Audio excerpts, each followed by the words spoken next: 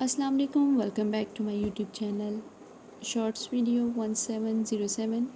امید کرتی ہوں کہ آپ سب خیریت سے ہوں گے، ٹھیک ہوں گے۔ آج کا ہمارا ناول ہے تیرا عشق لمس، بولڈ اینڈ رومانٹک ناول، قسط نمبر 17۔ چلتے ہیں آج کی ایپیسوڈ کی طرف اور سٹارٹ کرتے ہیں آج کے ایپیسوڈ۔ ویسے کچھ دنوں سے تم ہیلتھی لگ رہی ہو، گال بھی مزید ٹماٹر جیسے ہو رہے ہیں، کیا بات ہے؟ عائشہ اس کے پاس ہی چیئر گھسیٹ کر بیٹھ گئی اور دلچسپی سے اس کا نکھرا چہرہ دیکھنے لگی۔ کسی کی محبت کا کمال ہے، ڈیفنی چاہ کر بھی اسے بتا نہ سکی۔ ڈیفنی، بتاؤ کیوں بلش کر رہی ہو؟ اس کے گالوں پہ نہ جانی کیوں لالی بکھر گئی تھی۔ وہ جلدی سے خود کو قابو کرتی سنجیدگی سے اس کی طرف دیکھنے لگی۔ تم جا کر اپنا کام کرو، ہمیں انچارج لگایا گیا ہے۔ اگر گڑبڑ ہوئی یا مریضوں کی دیکھ بھال میں کوئی مسئلہ نکل آیا تو بہت برا ہوگا۔ آئے ہائے، قسم سے بہت ان رومانٹک ہو تم۔ وہ جلدی سے وہاں سے اٹھ گئی۔ وہ پرسکون مضبوط قدم اٹھاتا اندر کی طرف بڑھ رہا تھا۔ پیچھے ہاتھ باندھے ملازم بھی اس کا ساتھ دے رہے تھے۔ کیا آپ ایک دفعہ پورے ہاسپٹل کا وزٹ کرنا چاہیں گے؟ بالکل آپ کی منشا کے مطابق ترتیب دیا گیا ہے۔ اس کی سنجیدگی بھرے چہرے کو دیکھتے ہوئے جونیئر مینیجر نے دہائی دی۔ یہ وہی جانتا تھا کہ وہ دن میں کتنی دفعہ اسے کال کرتا تھا، لیکن وہ ذرا دلچسپی نہ لیتا تھا اور بار بار ٹال دیتا تھا۔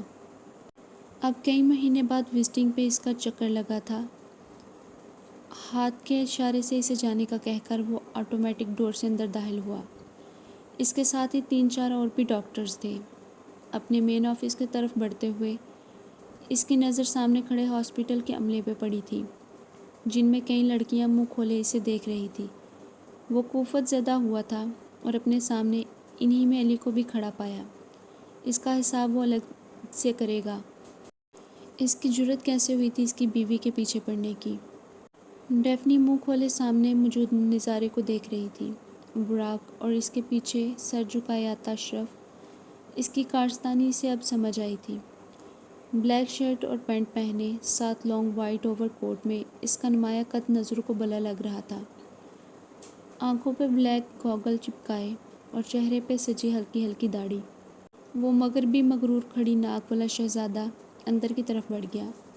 بہت سی لڑکیوں کی طرح ڈیفنی بھی منہ کھولے اسے دیکھ رہی تھی۔ ہاں، یہ الگ بات تھی، باقیوں کے منہ ستائش سے، جبکہ اس کا منہ حیرانگی اور غصے سے پھول گیا۔ قدرت کا یہ ماننا تھا کہ وہ کبھی اس سے غافل ہوا ہی نہیں تھا۔ علی نے نہایت ناگواری سے اس کی آنکھوں میں چھائی ستائش کو دیکھا تھا۔ آئے ہائے ڈیفنی، کتنا خوبصورت لڑکا ہے، انگریز کی اولاد لگ رہا، لیکن قسم سے یار، اردو بہت پیاری بولتا۔ اس کا اردو ایکسنٹ بہت دلکش۔ عائشہ کھلی آنکھیں لیے خواب سہی اس کے ساتھ کھڑی اس کے شوہر کی تعریف کر رہی تھی۔ ڈیفنی غصے سے اس کو کوہنی مار گئی۔ ہوش میں آؤ، مسٹر آرمی مین نے تمہاری آنکھیں نکال دینی۔ وہ اسے طعنہ دیتی وہاں سے پیر پٹکتی چلی گئی۔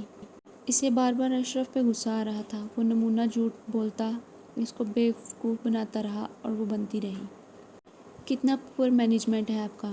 مریضوں کی دیکھ بھال کے لیے کم از کم روم میں کچھ پلانٹ تو ہونے چاہیے، روشن دان کے پاس۔ ہریالی تازگی بخشتی ہے اور مریض کی صحت پر اچھا اثر پڑے گا۔ دوسرا، یہاں پہ چیزوں کی بہت کمی ہے، ایمرجنسی کے لیے پہلے سے تیار رہنا چاہیے۔ اور یہ مریضوں کی ہسٹری کو صرف کمپیوٹر پہ نہیں بلکہ ہاتھ سے رجسٹر میں فائل کی صورت میں بھی سیو کرنا چاہیے تھا۔ کمپیوٹر کبھی بھی خراب ہو سکتا، سافٹ فائل کبھی بھی ڈیلیٹ ہو سکتی۔ کتنا پور سٹاف مینجمنٹ ہے آپ لوگوں کا۔ وہ ہر چیز کو دیکھ کر نقص نکال رہا تھا اور بلا وجہ سب کو بھگا رہا تھا۔ ڈیفنی کو سخت طیش میں آیا تھا۔ کل جس کو پڑھایا تھا آج وہی ہمیں سبق سکھانے چل دیا۔ وہ سوچ کر رہ گئی، لیکن اس کی ذہانت کسی سے چھپی نہیں تھی، بس وہ کام چور تھا، لیکن جو کام بھی کرتا پھر لگن سے کرتا۔ مس ڈیفنی، کیا آپ بتائیں گی کہ ڈیٹا صرف کمپیوٹر پر کیوں سٹور ہے؟ سب کے سامنے مجرم بنی وہ کھڑی تھی۔ سب کو جھاڑ پلانے کے بعد اب وہ اس کی طرف آیا تھا۔ ڈیفنی نے گھور کر اسے دیکھا تھا، مگر وہ سنجیدہ ہی رہا۔ آپ کا دماغ کام نہیں کرتا تو کسی اور سے مشورہ کر لیتی۔ سافٹ فائلز کبھی بھی فیوز ہو سکتی ہیں، آپ کو اندازہ ہے اس بات کا؟ اس کی سرد آواز پہ ڈیفنی کا دل تیزی سے دھڑکا۔ وہ سنجیدگی لیے اسے دیکھ رہا تھا۔ نیلی آنکھوں میں پہچان کا کوئی رنگ بھی نمایاں نہیں تھا۔ ڈیفنی کو سب کے سامنے اس کے سخت الفاظ ذرا بھی اچھے نہ لگے۔ وہ اس کی انسلٹ کر گیا تھا۔ علی نے بمشکل لب بھیج کر بی کی بلی بنے آنکھوں میں آنسو لیے اسے دیکھا تھا۔ آئندہ کسی بھی کام میں ٹانگ اڑانے سے پہلے مجھ سے مشورہ لازمی کیجیے گا، اور آپ کی یہی سزا ہے کہ ہاسپٹل کے سارے ریکارڈ آپ کمپیوٹر سے رجسٹر پر لکھ کر منتقل کریں گی۔ اس کو بے حسی سے ڈانٹتے ہوئے وہ ہر حد پار کر گیا تھا۔ عائشہ نے تعصب سے ڈیفنی کے لرزتے ہاتھ دیکھے۔ وہ جتنا ڈر رہی تھی اتنا ہی برا اس کے ساتھ ہوا تھا۔ ڈیفنی ہاتھ کی پشت سے آنکھ سے نکالا آنسو پونچھ کر وہاں سے جانے لگی تھی، لیکن اس کی آواز پہ رکنا پڑا۔ مس ڈیفنی، آپ کو کس نے اجازت دی یہاں سے جانے کی؟ وہ سرد آواز میں پوچھ رہا تھا۔ ڈیفنی تک تک کیے دل سے وہاں بامشکل کھڑی رہی۔ باقی اسٹاف جا سکتا ہے۔ اس کی نیلی آنکھیں اس پہ جمی تھی، لیکن کہہ وہ سب سے رہا تھا۔ رفتہ رفتہ مین آفس سے سارے باہر چلے گئے۔ علی بے چینی سے اس کے روئے ہوئے چہرے کو دیکھ رہا تھا، پھر مجبوراً براق کے گھورنے پہ وہاں سے چلا گیا۔ سب کے جانے کے بعد براق نے اس کے لرزتے جسم کو دیکھا تھا، اور وہ آنکھیں میچ کر خود پہ قابو کرتے جلدی سے اس کی طرف بڑھا تھا۔ ڈیفنی، وہ اسے پکڑ کر اپنے مقابل کر گیا تو وہ سسکتے ہوئے روتے اس کے ہاتھ جھٹکنے لگی۔ چھوڑیں مجھے، آپ بھی دفع کر دیجیے۔ آپ ہمیشہ مجھے دکھ دیتے ہیں۔ وہ اس کے ہاتھ جھٹک کر پیچھے ہوئی تو براق نے ایک نظر اپنے خالی ہاتھوں کی طرف دیکھا، پھر جھٹکے سے اسے کھینچ کر اپنے حصار میں لیا تھا۔ ڈیفنی دگ سے اس کے قربت کو اپنے قریب سے محسوس کرنے لگی۔ وہ گہری نیلی آنکھیں اس کے ایک ایک نقش کو فرصت سے دیکھ رہا تھا۔ ڈیفنی مزاحمت کرنے لگی، لیکن اس کی گرفت اسے اپنی پشت پر سخت ہوتی ہوئی محسوس ہوئی تو وہ سسکاری بھر گئی۔ دیکھو، میری مجبوری سمجھو۔ میں آنر تھا۔ اگر یوں ہی خاموشی سے سب غلطیاں دیکھتا رہتا یا تمہیں کچھ نہ کہتا تو سب نے وہی غلطیاں دوبارہ کرنی تھی۔ پلیز سمجھو اس بات کو، اور ہاں، مجھ سے یوں دور مت جانا کبھی، ورنہ بہت برا پیش آؤں گا۔ وہ اس کے رخسار پہ انگوٹھا پھیرتا رفتہ رفتہ کہہ رہا تھا۔ ڈیفنی سانسیں روکے اس کو اپنے قریب دیکھ رہی تھی۔ اس کا دوسرا ہاتھ اس کی پشت پہ حرکت کر رہا تھا۔ وہ گھبراتی ہوئی مین آفس کے اوپن ڈور کی دیکھنے لگی۔ ادھر دیکھو۔ اس کی پکڑ سخت ہوئی اور پھر اس نے بغیر ہاسپٹل کا خیال لیے اس کے آنسوؤں کو لبوں سے چننا شروع کر دیا تھا۔ ڈیفنی تیز دھڑکتے دل سے اپنے چہرے کو تمازت زدہ محسوس کرنے لگی۔ اسے اپنے چہرے سے بھاپ اڑتی محسوس ہوئی۔ وہ اپنے لبوں کا لمس اس کے چہرے پہ اتار رہا تھا، پھر جھکے سر کو پیچھے کر کے اس کا سرخ ناری چہرے پہ پھیلی سرخی دیکھنے لگا۔ یوں شرمایا مت کرو، میرا دل حد پار کرنے لگتا۔ وہ اس کی لالی بکھرتے ٹماٹر جیسے گال پہ نظریں گاڑے کہہ رہا تھا۔ براق، مجھے جانے دے۔ وہ منمنائی، جانتی تھی وہ بے باک تھا۔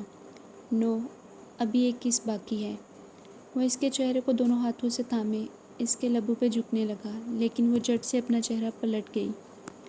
ڈیفنی نے اپنے گال پہ اس کی چبھتی ہوئی داڑھی محسوس کی تھی، ساتھ ہی اس کا لمس۔ وہ ہلکا سا کاٹ کے پیچھے ہٹا۔ آج اس کے گال چومے تو اندازہ ہوا۔ چائے اچھی ہے مگر میٹھا تیز ہے، بہت ظالم ہو، وہ اسے دیکھ کر کہہ رہا تھا۔ ڈیفنی نے اپنے گال پہ جلن محسوس کر کے ہاتھ رکھا تھا۔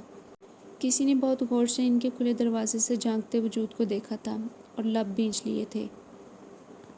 ٹھیک ہے، میں مانتی ہوں کہ آپ نے ٹھیک کیا ہے میرے ساتھ، سب کے ساتھ انصاف برتنا چاہیے، لیکن وہ اشرف یہاں کیا کر رہا تھا؟ وہ خواصوں میں آئی کمر بستہ اب میدان میں اتر آئی تھی۔ براق نے زیر لب ہنسی دبائی۔ بتائیں؟ ڈیفنی نے آنکھیں سکیڑتے ہوئے اسے دیکھا تھا۔ اب مجھے کیا پتہ یار؟ بتائیں، جھوٹ مت بولیں۔ آپ نے ہی اشرف کو میرے پیچھے لگایا تھا نا؟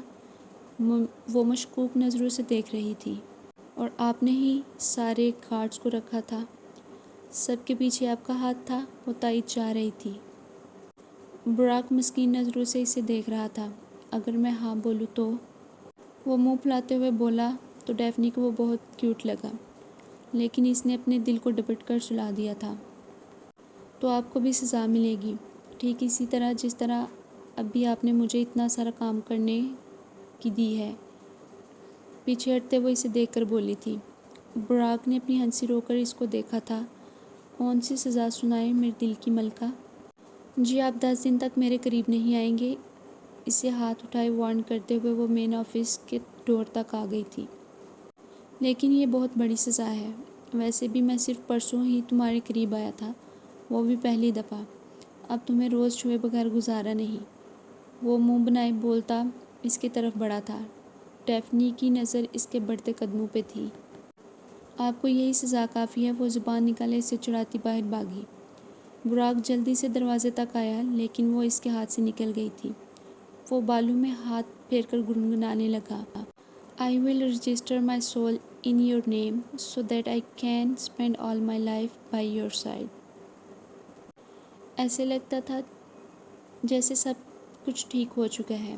وہ کبھی بھی اس سے جدا نہیں ہوئی تھی۔ ان کے بیچ یہ محبت ہمیشہ سے قائم تھی۔ ڈیفنی ہاسپٹل کی ڈیوٹی ٹائمنگ ختم ہو گئی ہے، کب تک یوں کام کرتی رہو گی؟ وہ کب سے کمپیوٹر کے آگے بیٹھے تمام ڈیٹا فائلز پہ لکھ رہی تھی۔ کچھ مدد عائشہ نے بھی اس کی کر دی تھی لیکن اب ڈیوٹی اوور ہو چکی تھی۔ میں کام مکمل کرنے کے بعد ہی جاؤں گی۔ وہ ہنوز کمپیوٹر پر نظریں جمائے اپنے کام میں مصروف تھی۔ عائشہ نے تعصب سے اس پہ نظر ڈالی۔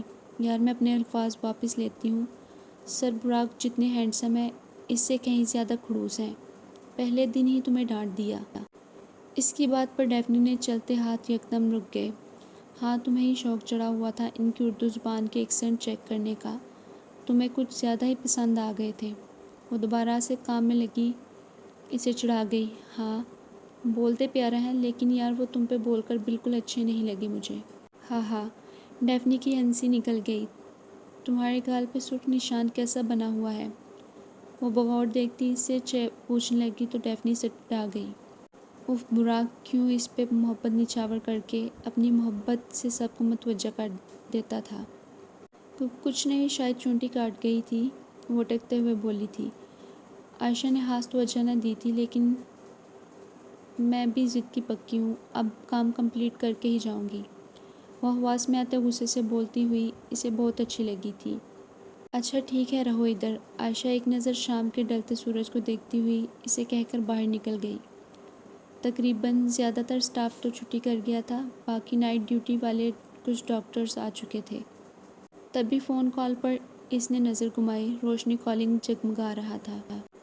آج کے ایپیسوڈ کا بھی یہی پہ اینڈ ہوتا ہے۔ ملتے ہیں نیکسٹ ویڈیو میں، نیکسٹ ایپیسوڈ میں۔ اور بولڈ اینڈ رومانٹک ناول پڑھنے کے لیے میرے چینل کو سبسکرائب کریں، ویڈیو کو لائک اور شیئر کریں اور بیل آئیکن کو پریس کریں تاکہ نئے آنے والی ویڈیو کا نوٹیفیکیشن آپ کو مل سکے۔ اور کمنٹ میں بتائیں کہ آپ کو ناول کیسا لگا۔ Thanks for watching shorts video 1707۔